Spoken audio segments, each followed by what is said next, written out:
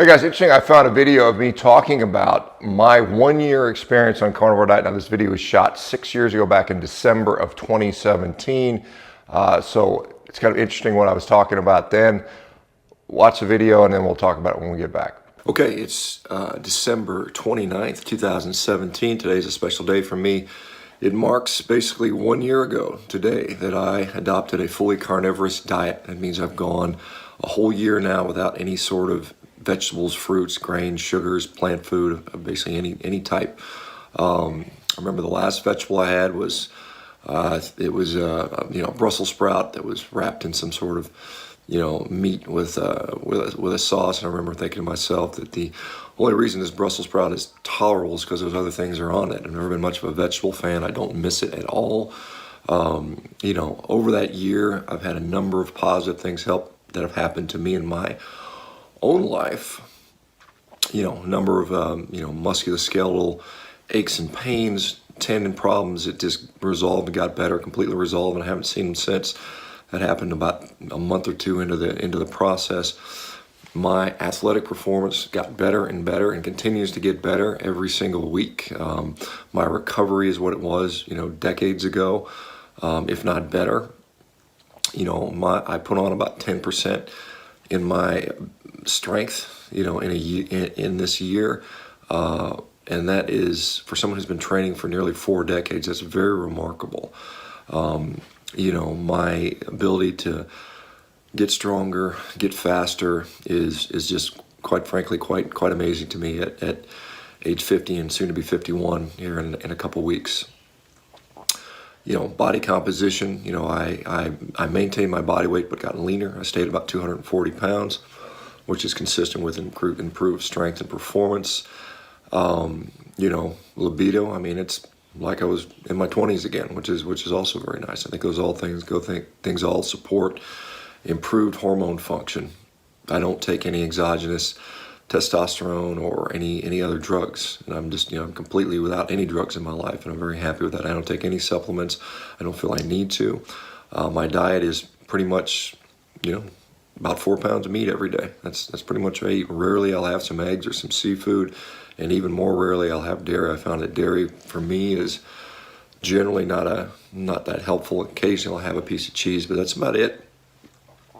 My digestion is the best it's ever been. I know there's a lot of people that are concerned about your digestion, but I can tell you that I have no issues at all with digestion or going to the bathroom. It's I never have bloating or pain. It's a completely silent running system. There's no gas. It's just a nice way to digest food, and you don't even notice it.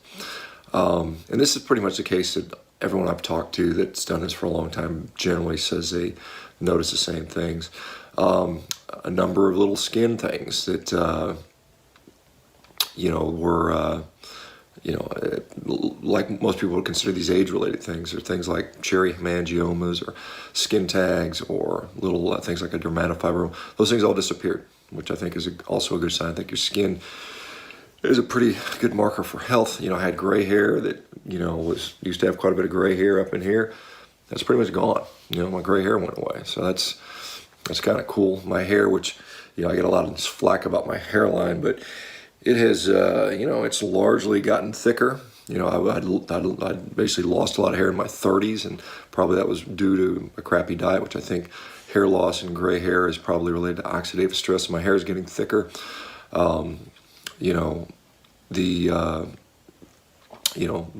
The other things that I notice are better sleep. My sleep is sound.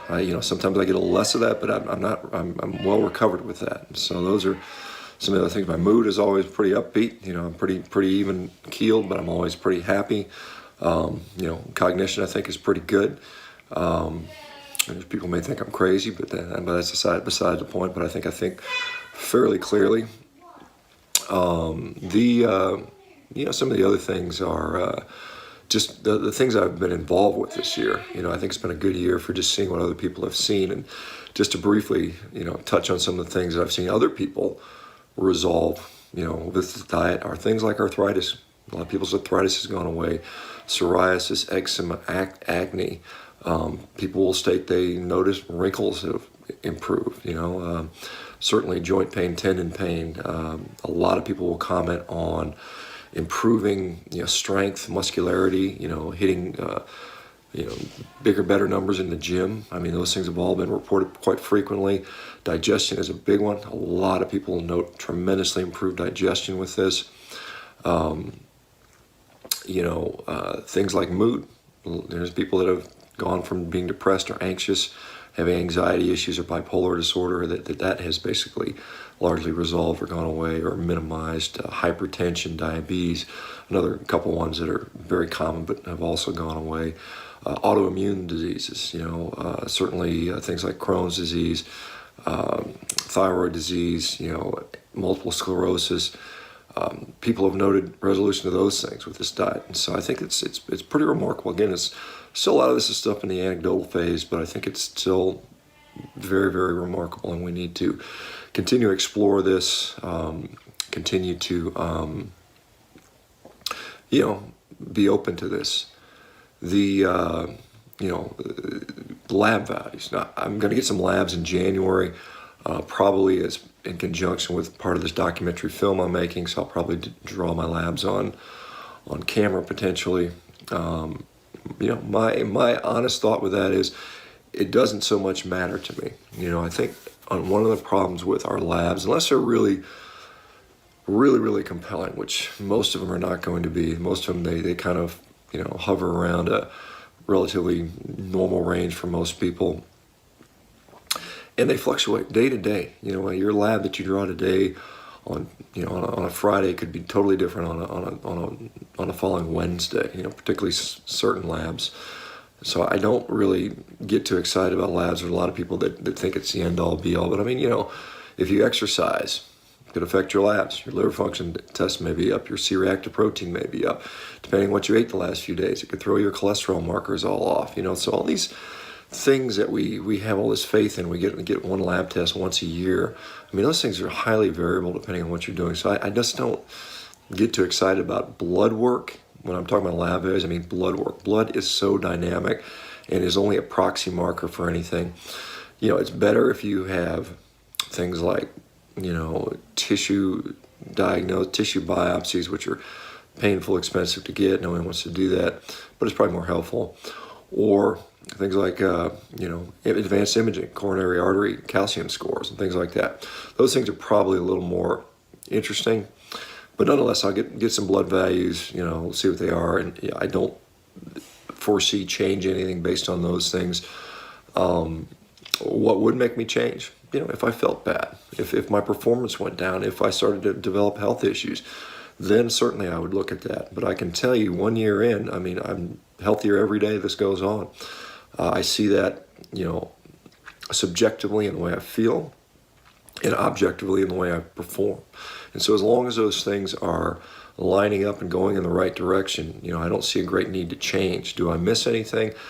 Not really. I mean, the funny thing about this is the longer you do it, the more you just appreciate your food for what it is.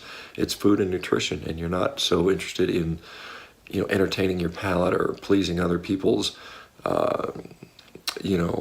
pleasing other people or complying with certain social requirements, because we are just animals, and we eat for a reason, and it doesn't have to be complicated. All right, so 1 year in, I think 2018 is going to be a spectacular year for this carnivore movement. I hope to continue to be a large part of that. I'm going to use whatever influence I have to continue to put the message out there. I've certainly sacrificed some to do what I think is right, but I'll continue to do that. Hopefully, we'll have more and more people that'll step up and, share their stories, because I think it's important. I think stories are extremely powerful and extremely important. And, the more we hear that, the more people are motivated by that. Research and data can be interesting, but it's not necessarily the end of the story. All right, so 2018, I'll turn 51 in just a few weeks here, January 10th. I'm going to celebrate this year by, hopefully breaking some more records and, just getting this word out and doing everything I can to help people. All right, you guys take care and enjoy 2018. It's going to be a big year for carnivores.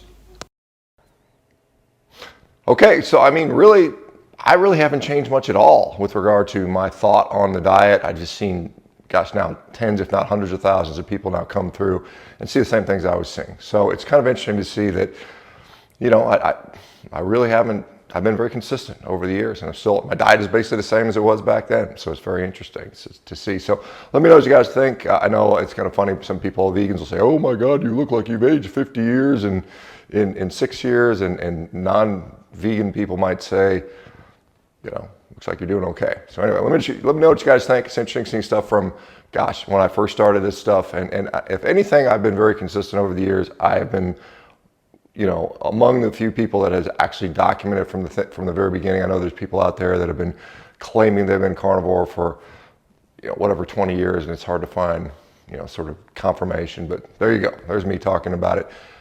6 years ago, 1 year after I'd been on it, just after I'd been on Rogan for the first time. You guys take care. We'll talk to you soon. Bye-bye.